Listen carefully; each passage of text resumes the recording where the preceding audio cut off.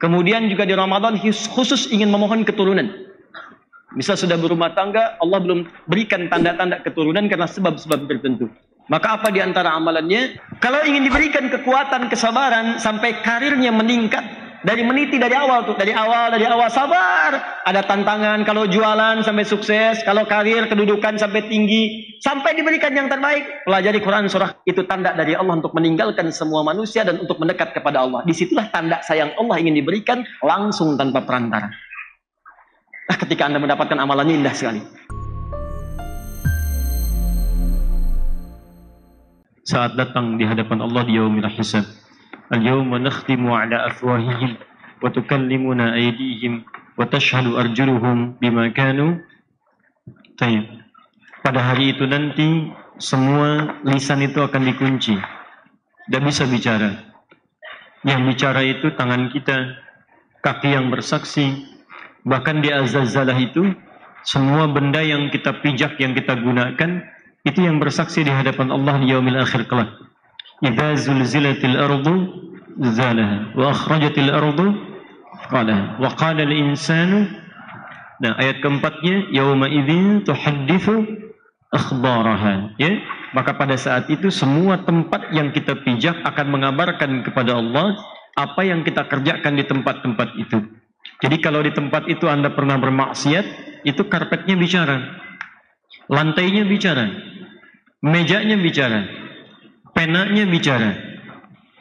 Tapi di tempat itu Anda pernah sholat, jangan khawatir, kabelnya bicara, mic-nya bicara, karpetnya bicara. Semua tempat yang kita pijak, termasuk sandal yang Anda pijak, kendaraan yang Anda kenakan di malam hari ini, suatu saat akan bersaksi.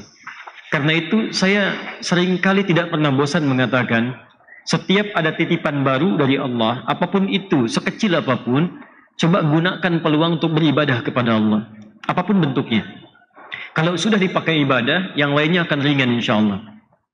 Baik teman-teman sekalian, petunjuk dalam Al-Quran, jika Anda ingin bertilawah di bulan Ramadan khususnya, saat iman mulai kuat, saat semangat mengkaji agama mulai tinggi, maka coba arahkan semangat itu kepada hal yang lebih spesifik. Jangan sampai mengkaji sesuatu hanya sekedar paham tapi sulit diamalkan.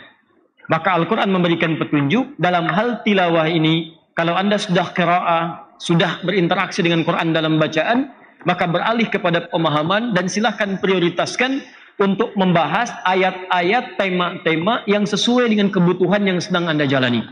Entah itu di rumah tangga, atau di pekerjaan, atau di kehidupan sosial, juga ayat-ayat yang lainnya. Nah, sekarang kita masuk pada tatanan aplikatifnya misalnya. Ya, saya berikan gambaran dulu secara lengkapnya. Tolong fokus baik-baik, karena kita tidak punya kesempatan untuk mengulang. Jadi, perhatikan ayatnya. Kata Al-Quran, semua ayat Al-Quran dari Al-Fatihah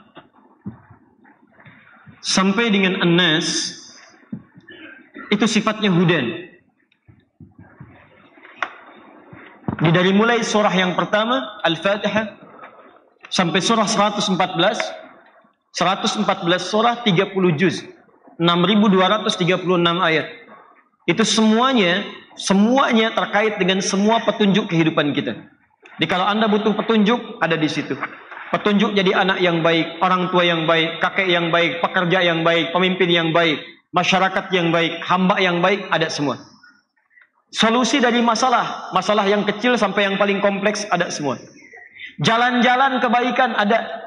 Jalan untuk bersedekah, jalan berinfak, jalan berderma, jalan berakhlak, jalan menuju kebaikan, jalan menuju Allah, jalan menuju kesempurnaan hidup, ada semua di situ. Jalan petunjuk solusi ada. Karena itu kemudian kata Allah, saya berikan anugerah Al-Quran ini bukan untuk 1-2 orang, tapi untuk An-Nas, semua manusia tanpa kecuali. Jadi Anda bayangkan ya, mohon maaf sekali, Anda bayangkan, semua manusia saja, kalau ada di antara semua manusia ini yang tidak beriman, tapi bernama manusia, dan dia mau mempelajari Al-Quran, dia akan mendapatkan petunjuk dari Al-Quran itu. Apalagi orang-orang beriman. Di kata Quran, semua manusia saja, manusia. Kalau ada manusia tak beriman, mau mengkaji Quran, akan dapat petunjuk dari Quran. Dulu orang pernah menggali muminya Fir'aun. Begitu diteliti, Maurice Bissell, Neliti. Ini kok kayak ada kandungan garam? Dia belasan tahun neliti, belasan tahun neliti itu. Kata kawannya yang muslim, kamu belasan tahun cuma buat nemukan garam aja di situ. Nih di Al-Quran sudah ada 15 abad sebelum kau gali. Dikasih mushaf Quran. Setelah itu apa komentarnya? Saya membuang waktu selama belasan tahun dengan sia-sia. Yang informasinya sudah dicantumkan di kitab ini 15 abad yang lalu. Lalu apa yang beliau katakan? Asyhadu an la ilaha illallah wa asyhadu anna Muhammadar Rasulullah. Di teman-teman sekalian, kalau Anda ingin mendapatkan manfaat kata Al-Quran, manusia yang belum beriman saja menggali isi Al-Quran bisa mendapatkan manfaat. Kalau Anda nggak percaya, SPOG non-muslim, tunjukkan ayat-ayat Quran tentang bagaimana proses kelahiran bayi. Bagaimana tentang proses dalam kandungan. Dari kandungan sampai lahiran, sampai tentang ASI sempurna 2 tahun ada di Quran. Tunjukkan kepada mereka. 15 abad yang lalu, dari mana Nabi mendapatkan pengetahuan seperti itu? Ada semuanya. Jadi kalau ada orang mau menggali itu akan dapat bagiannya. Karena itu, ini nas disebutkan 241 kali dalam Al-Quran. Menunjuk pada semua manusia.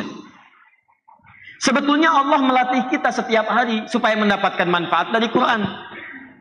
Bagaimana caranya? Kata Allah, saya berikan hidayah. Hudan ini saya paksa semua orang Islam mendapatkannya. Lewat apa? Lewat sholat. Sholat itu ciri iman yang pertama. Iman itu tanda pertama bagi orang takwa.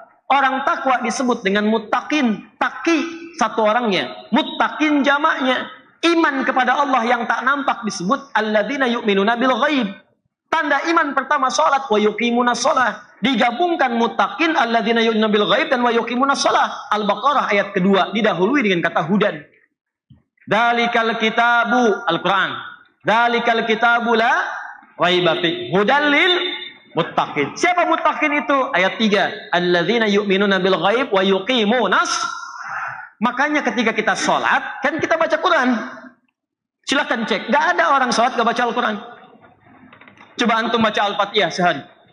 10 kali, 11 kali. 11. Yang 11 angkat tangan.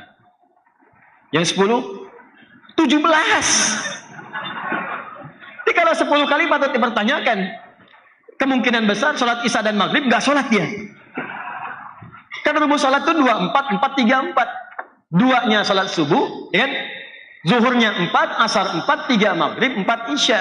2 tambah 4, 6. Tambah 4, 10. Tambah 3, 13. Tambah 4, 17. 17 rakaat. Setiap rakaat baca Al-Quran. Minimal Al-Fatihah. Silakan cek. Dan hebatnya setiap 2 rakaat pertama pasti baca surat, Pak, Bu.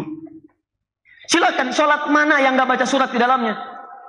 Surat Al-Fatihah kita baca semua rakaat, tapi kan 2 rakaat pertama semua baca surat. Subuh cuma 2 rakaat, tapi kan setelah Al-Fatihah baca surat lagi.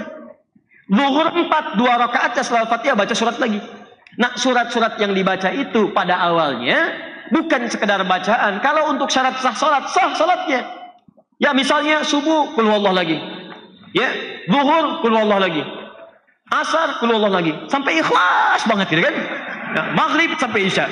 Qul huwallahu lagi. Itu sah salatnya. Sah, memenuhi rukun dan syaratnya, sempurna dikerjakan kalau tanpa batal di dalamnya. Tapi kalau Anda ingin dapat manfaat, bagaimana caranya? Dalam salat itulah Anda seharusnya kalaupun mampu belajar. Bacakan ayat-ayat Al-Quran yang Anda butuhkan pada saat itu.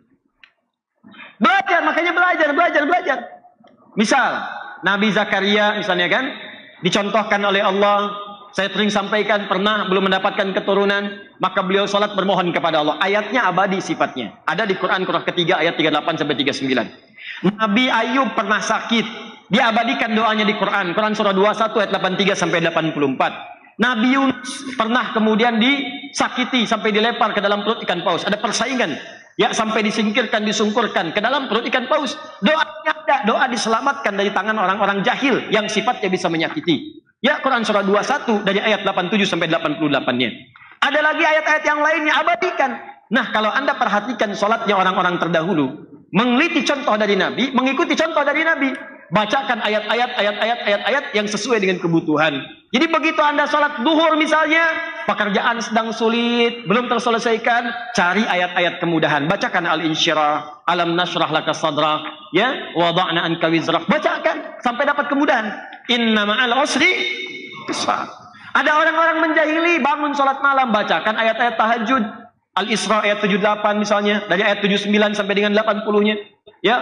Wa minal laili fatahajjad bihi nafilatan laka asa yab'atsaka rabbuka maqaman mahmuda. Begitu sujud minta, ya Allah berikan jalan keluar yang baik. Ya Allah berikan solusi yang terbaik. Ya Allah lindungi hamba darimu saja dari tangan orang-orang jahil. Minta, sujud minta dikabulkan. Jadi seperti itu caranya. Rumah tangga ada masalah, baca An-Nisa ayat 34 sampai 35. Minta solusi, minta solusi, minta solusi. Sujud minta, selesai masalah. Walaupun solusi belum turun, minimal hati kita tenang. Nah ini kan yang dibaca dari subuh sampai isya. An-Nas lagi, Nas lagi. Nal jinnati wan nas, nal jinnati wan nas. Ya malam mimpinya ketemu jin terus, wajar lah itu ya. Ini poinnya. Jadi ini kita keluarkan nih tilawah saat Ramadan. Tidak usah banyak-banyak, jangan semua topik harus dipahami. Kan Anda tidak dituntut untuk menyelesaikan semua persoalan hidup. Anda tidak dituntut untuk menyelesaikan semua masalah. Yang Anda hadapi itu yang keluarkan solusinya. Jangan jauh-jauh. Masalah punya orang Anda yang pikirin. Ya kan? Baik, sekarang kita sambungkan. Nanti saya sebutkan satu-satu ya. Kita ambil misalnya tema, di sini ada keluarga. Di sini ada pekerjaan. Di sini ada masalah sosial. Dan yang lainnya. Paham? Ini konsepnya dulu ya, konsepnya. Targetnya apa? Setelah itu teliti ayat-ayatnya di Quran. Buka indeks. Kalau tidak tahu, tanyakan ustadz yang tahu. Orang yang pakar di bidangnya. Ya pahami dengan baik, keluarkan ayatnya. Yang sakit, keluarkan ayat-ayat tentang kesembuhan. Khusus Ramadan, minta kepada Allah. Minta. Malamnya bangun, sujud, minta solusi, minta obatnya dari Allah Subhanahu Wa Taala. Keluarkan ini, keluarkan ayatnya. Setelah itu, sekarang orang tahu. Yang ini tadi mushaf, terus terjemah, ada tafsirnya. Kalau bisa antum carikan supaya salah memahami sendiri, ada syarahnya atau yang menjelaskan. Antum bisa cari di YouTube atau di Google misalnya, atau tanyakan pada ustadz-ustadz, sekiranya antum bisa menanyakan maksud yang antum sulit untuk pahami. Jelas? Setelah itu, cari til penjelasannya di hadis. Ini rahasianya. Hadis. Yang ini petunjuk umumnya, yang ini detil penjelasannya. Saya langsung referensikan kitab hadisnya. Cari kitab hadis namanya Al-Jami', boleh ditulis? Al-Jami', agak panjang ini ya, agak panjang. Al-Jami' As-Sahih Al-Musnad, Al-Jami' As-Sahih Al-Musnad Al-Mukhtasar, Al-Mukhtasar min umuri Rasulillah sallallahu alaihi wasallam. Al-Jami' As-Sahih, cek lagi, Al-Musnad Al-Mukhtasar min umuri Rasulillah sallallahu alaihi wasallam. Sudah? Wasunanihi wa ayyamihi, wasunanihi wa ayyamihi. Kalau terlampau panjang tulis aja Sahih Al-Bukhari. Ya. Kalau terlampau panjang tulis Sahih Al-Bukhari, ya. Kalau kepanjangan Sahih Al-Bukhari.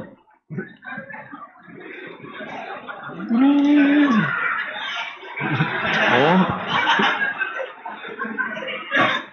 Baik. Ya, ini Sahih Al-Bukhari itu nama pendeknya. Nama panjangnya Al-Jami' As-Sahih Al-Musnad Al-Mukhtasar min umuri Rasulillah sallallahu alaihi wasallam wa sunanihi wa ayyamihi.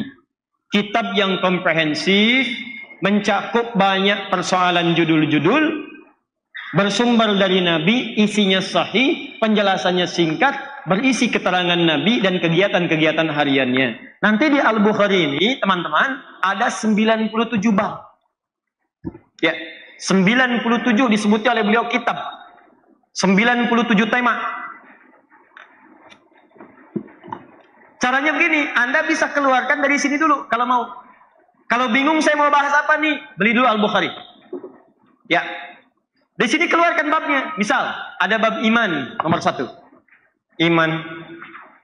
Ada bab ilmu nomor 2. Anda sering bertanya, Ustadz, iman saya seperti lift, kadang naik, kadang turun, kadang naik, kadang turun. Kadang naik kecepatannya rendah, turun kecepatannya tinggi, ya kan? Naik turun, naik turun, naik turun. Bagaimana caranya supaya saya kaprol? Naik, nggak turun-turun. Maka di sini ada bab tentang iman. Di sini nanti ayat Qur'annya langsung dikeluarkan oleh Imam Al-Bukhari.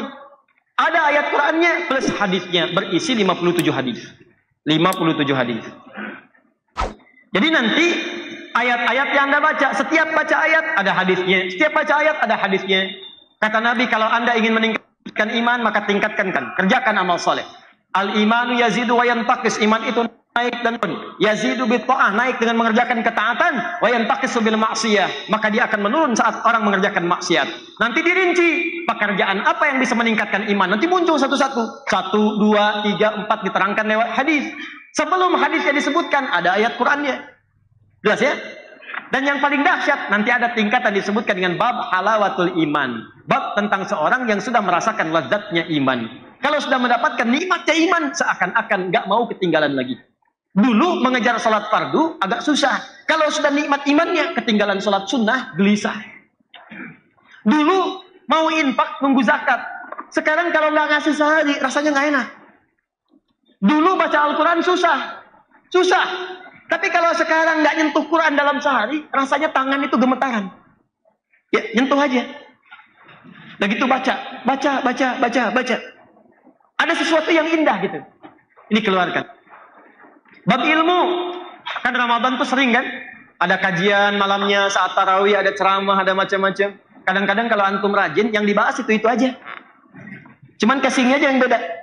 Silahkan cek tentang makna puasa, hakikat puasa, hikmah puasa, pengertian takwa, siapa orang-orang mendapatkan takwa, kenapa tidak bertakwa, bagaimana cara orang keluar dari takwa. Orang yang gagal puasa Ramadannya seperti seorang perempuan yang sedang menjahit, merobek-robek kainnya. Tiap tahun ada lagi tuh. Kenapa antum tidak keluarkan versi keterangan ilmu dari Nabi? Ada semuanya di situ. Ayatnya muncul, hadisnya ada, keluarkan, dalami 10 hari kedua di bulan Ramadan. Jadi ayatnya ada, hadisnya jelas sampai terakhir. Ini nggak main-main ya. Antum yang di pemerintahan ada babul imarah. Antum yang di rumah sakit ada babul marid, bab tentang mengobati penyakit. Dari penyakit yang sederhana sampai penyakit yang paling kompleks. Sampai yang dokter-dokter sudah nyerah, itu ada keterangannya bagaimana cara mendekatnya kepada Allah. Bahkan ada sesuatu yang sangat indah isyaratnya. Saat orang mengatakan ini sudah mustahil, itu tanda dari Allah untuk meninggalkan semua manusia dan untuk mendekat kepada Allah. Disitulah tanda sayang Allah ingin diberikan langsung tanpa perantara. Nah, ketika Anda mendapatkan amalannya indah sekali. Bacakan, sembuh. Ya, persis seperti kepala suku yang tersengat kalajengking itu kan. Ya, kalajengking Arab, Anda bayangkan. Ya, nyengat kepala suku di Arab. Sudah sekarat keadaannya. Dokter, tabib sudah angkat tangan semua. Lu bertemu dengan kalangan sahabat, dikatakan insya Allah. Di bawah dibacakan Al-Fatihah. Sekali baca sembuh. Sekali baca. Tanpa diulang, tanpa menggunakan apapun sembuh. Ya. Bagaimana caranya bisa begitu? Karena sekarang banyak yang baca Al-Fatihah, penyakit gak sembuh-sembuh. Ya, itu masalahnya. Ya. Turunkan. 1, 2, 3, 4. Jadi, Anda cari kitab Sahih Al-Bukhari, cari yang terjemahan gak apa-apa. Ustadz, saya belum ada dananya untuk cari itu. Dari sekarang usaha, John. Masih sepekan. Masih ada sepekan ke Ramadan. Kalau memang tak mampu, antum download saja. Tidak usah semua babnya sesuai kebutuhan. Sekarang banyak. Di internet kan kalau Anda bisa melihat yang taat-taat, kenapa cari yang maksiat-maksiat? Kalau Anda bisa cari pahala, kenapa mencari dosa? Kalau Anda bisa berselancar di internet, amal soleh, kenapa cari amal salah? Ayo kumpulkan yang baik-baik, koleksi hadis-hadis Nabi, koleksi bacaan-bacaan Quran yang indah. Jadi saat Anda di jalan yang mendengarkan murotal. Tapi kan saya naik Grab Ustaz, gak apa-apa, yang nyupirkan dia. Yang buka Quran kan kita. Dengarkan murotalnya, bacakan dan dengarkan keindahannya, tenang ke hati kita. Jelas ya? Nah, sekarang saya coba bantu untuk membacakan beberapa ayat yang mungkin bisa jadi rujukan saat Anda ingin tilawah. Kalau ini boleh ditulis karena nggak ada singkatan. Nah, saya bacakan agak sedikit cepat. Kalau tak mampu nanti silahkan diulang kembali rekaman yang kita kaji pada malam hari ini. Bismillah. Saya mulai dengan topik rumah tangga dulu misalnya. Jika ada di antara Anda sudah menikah, kemudian istrinya dalam keadaan sedang mengandung misalnya, maka khusus Ramadan kali ini Anda bisa mengkaji topik-topik tertentu yang ayatnya diisyaratkan dalam Al-Quran. Satu, misal, Anda bisa ambil dulu Quran surah ke-22 ayat yang kelima. Quran surah ke-22 ayat yang kelima. Demikian Quran surah ke-23 ayat 11 sampai 13. Tambahkan lagi, teruskan lagi Quran surah ke-7. Ini untuk doanya. Surah ke-7 ayat 189. Ayat 189. Hanya satu ayat ya, jangan teruskan 190-nya. Hanya satu ayat di ayat 189-nya. Kemudian untuk memberi isyarat kelancaran dalam proses persalinannya ada di Quran surah 19 Maryam. Quran surah 19 Maryam. Sudah? Dari ayat 23 sampai 25-nya. Di situ saya tunjukkan bagaimana Maryam ketika merasakan rasa sakit sampai datang, sampai langsung dihibur oleh Allah, sampai ditunjukkan makanan-makanan yang memudahkan persalinan, minuman yang memudahkan persalinan, sampai doa-doa yang memudahkan dalam persalinan. Ya. Lanjut kemudian, jika ada yang berumah tangga, kemudian juga di Ramadan khusus ingin memohon keturunan. Misal sudah berumah tangga, Allah belum berikan tanda-tanda keturunan karena sebab-sebab tertentu. Maka apa di antara amalannya? Satu, Quran surah 19 Maryam. Nanti tilawah maksud saya, coba kaji ayat-ayat itu. Quran surah 19, sudah? Dari ayat yang kedua sampai ayat 15. 15 itu sampai ada nanti terlahir Yahya. Quran surah ke-19 ayat kedua sampai ayat 15. Sudah? Kemudian amalkan itu nanti lewat sholat malam dengan membacakan Quran surah ketiga Ali Imran, surah 3 Ali Imran ayat 38 sampai 39. Ayat 38 sampai 39. Nanti silahkan kaji ayat tilawahnya. Kemudian isi siang harinya di Ramadan dengan mengamalkan petunjuk Quran surah ke-21 ayat 89 sampai 90. Ya wa kanu yusari'una fil khairat. Mereka banyak berbuat kebaikan-kebaikan, sering berbagi. Jadi malamnya rajin salat, siangnya bersedekah. Ya. Sudah?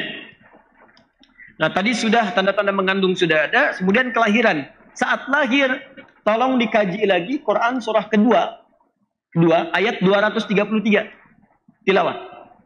Jadi kalau ada yang lahiran sekarang-sekarang kan masuk mau Ramadan kan?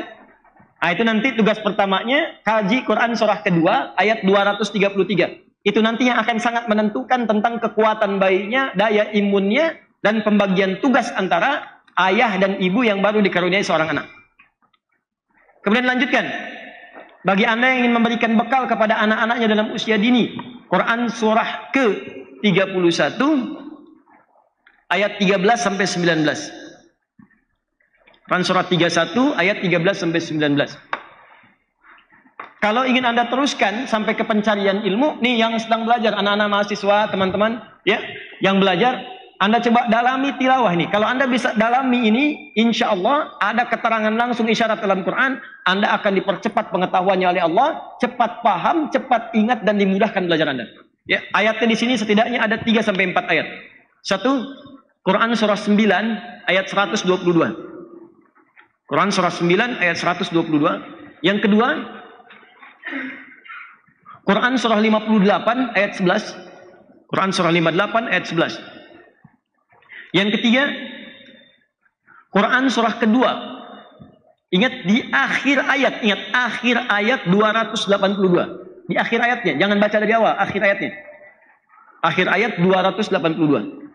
Yang terakhir, Quran surah 96 ayat 1 sampai 5. Quran surah 96 ayat 1 sampai 5. Bacalah oleh antum sekalian 4 bagian ayat ini yang berbeda surah, silahkan gabungkan tilawahi itu. Ya, insya Allah akan ada perubahan. Setelah itu, kalau dalam kehidupan sosial banyak ayatnya. Saya ambil contoh salah satu Quran surah ke-49 ayat 11 sampai 13. Quran surah 49 ayat 11 sampai 13. Masuk lagi bab rumah tangga. Awas, yang baru menikah, di awal pernikahan, sampai yang sudah berumah tangga, sampai yang sedang menata rumah tangga. Kita mulai dengan Quran surah 30 ayat 21. Tolong tilawah ya. Lanjut ke Quran surah keempat ayat 34 sampai 35. Quran surah keempat ayat 34 sampai 35. Lanjut ke Quran surah saya turunkan berdasar fungsinya ya. Surah kedua ayat 168 itu laki-laki. Tambahkan Quran surah kedua ayat 172. Tambahkan Quran surah ke-7 ayat 96. Tambahkan Quran surah ke-51 ayat ke-22.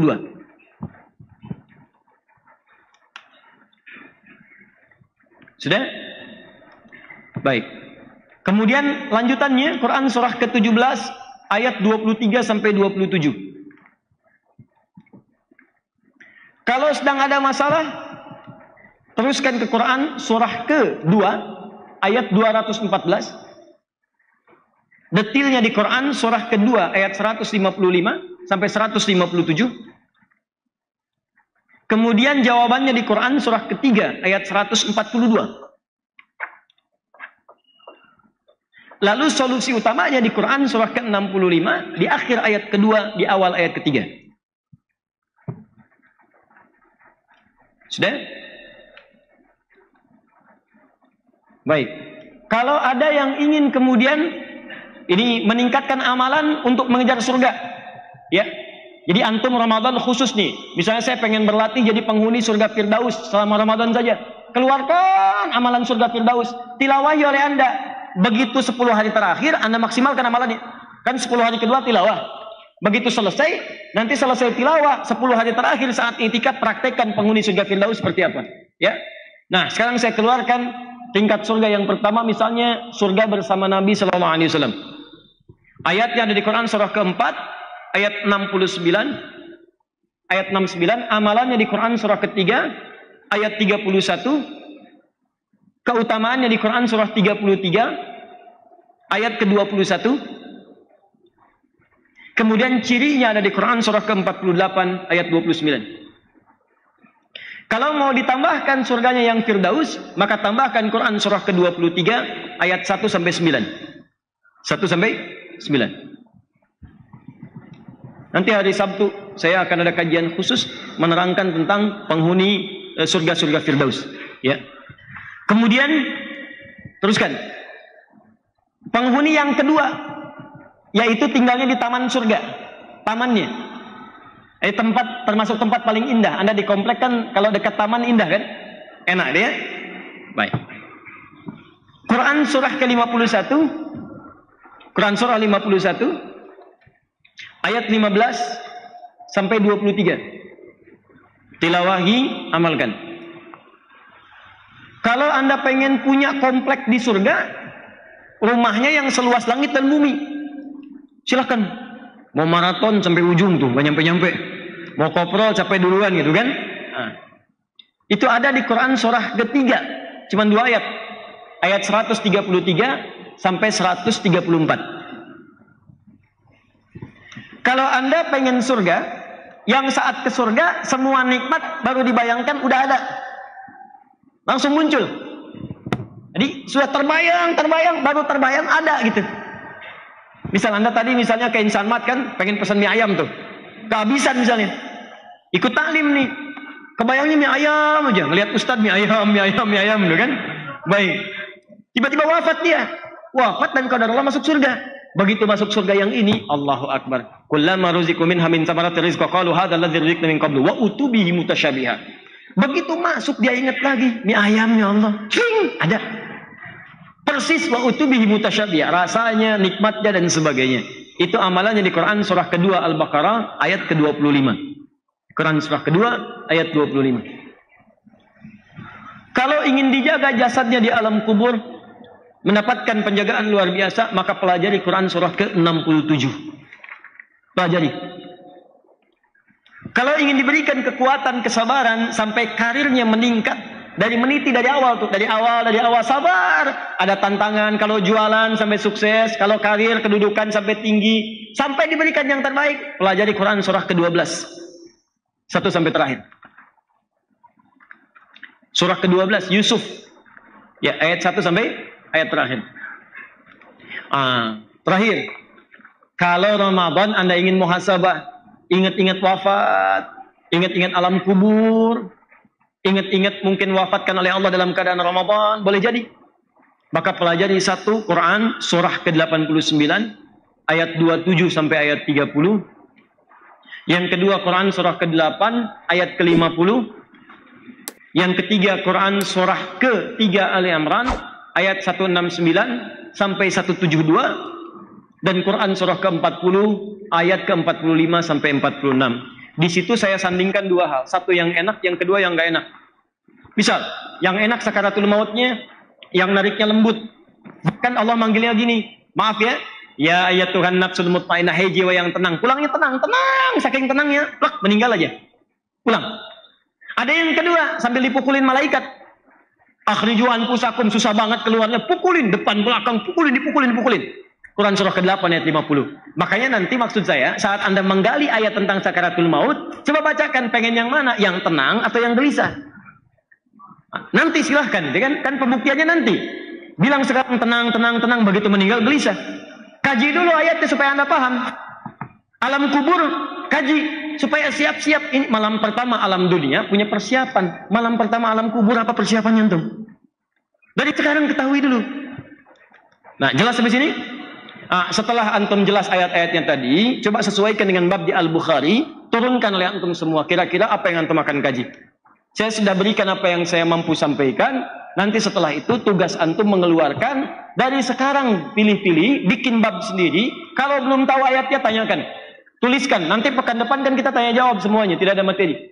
Antum sampaikan, tuliskan. Ini sudah ada bekal beberapa disampaikan.